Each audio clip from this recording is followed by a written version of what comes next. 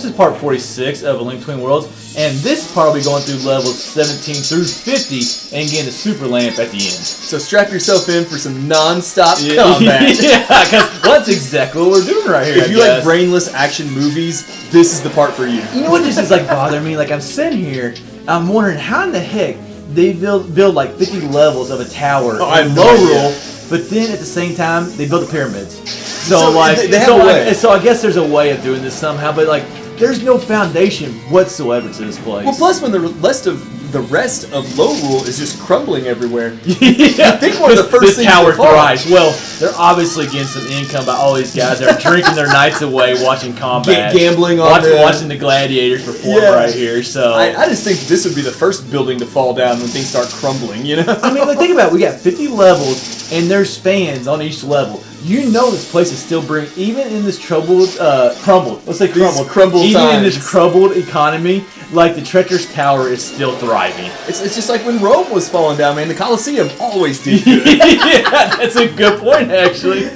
Oh, but back on a little bit on topic. I liked how we really haven't been on topic the whole Treacherous Tower. I mean, it's just us fighting wave after wave of enemies. You know, I thought we'd like talk about the enemies and like the names more, and just like the ones that we've not encountered yet. But just like it just hasn't happened. You go through it so fast that like by the time you start thinking about a certain level, like that level's already done. It's that fantastic gameplay of yours. I mentioned it back in the last dungeon. Now in this, I think it's a great spin attack. In this stage right here, like.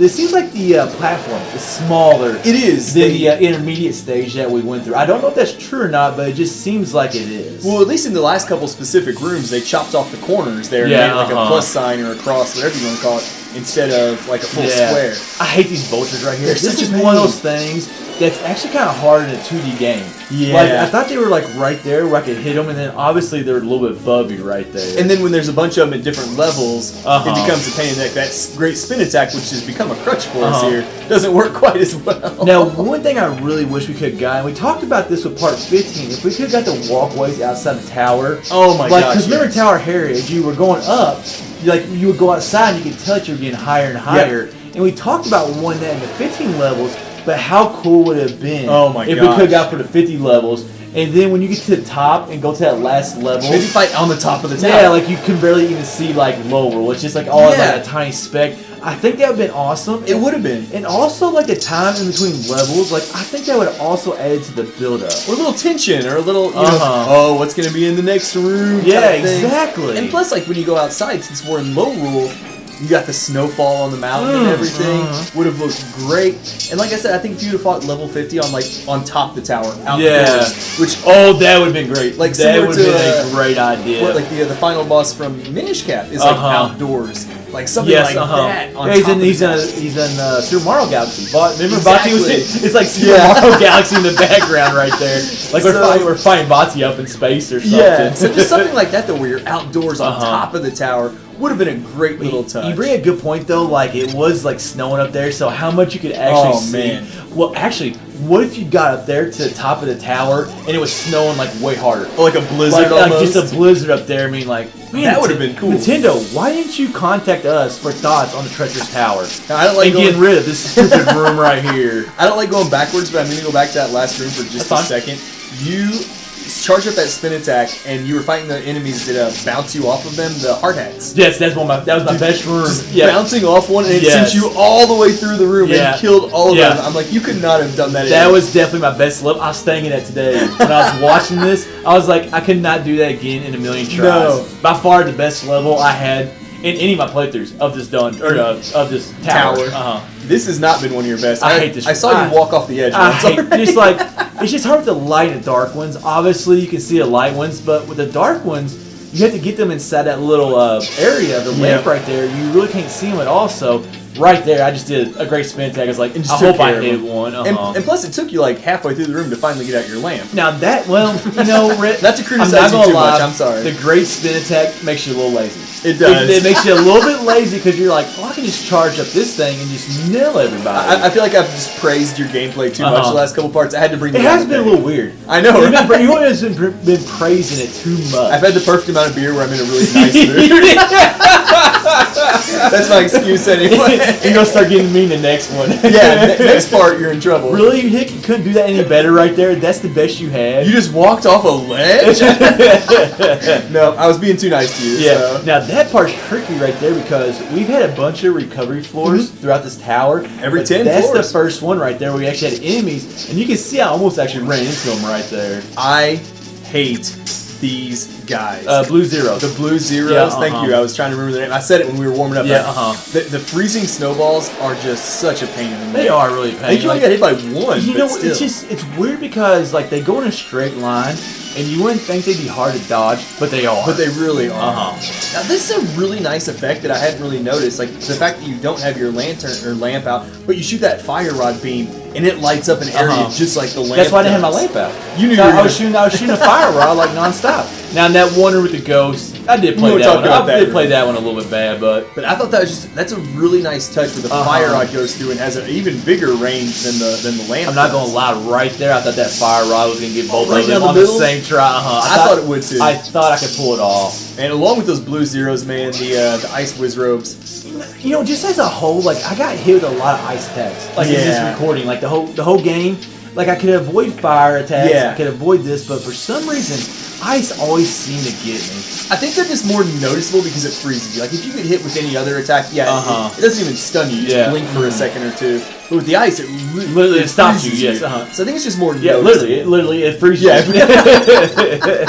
I thought it was a really nice little touch to get a fairy there. I know it's only 5 hearts. But yeah, we're getting kind of like, I think we're at 41 now. Yeah, they're around 41 now, so it's kind of just nice, like, because we got 1 heart on the last recovery floor. It's just, okay, you get the last 10 levels, we're going to help you out a little bit here. The good news is with the blue mail and with the golden sword, we've got down to like, we've only lost like 4 really, hearts. it's not that. What it is, it's that great spin attack. Yeah, like the great, you've seen me use it in almost every level. Just and like we said, it's just so huge for this now.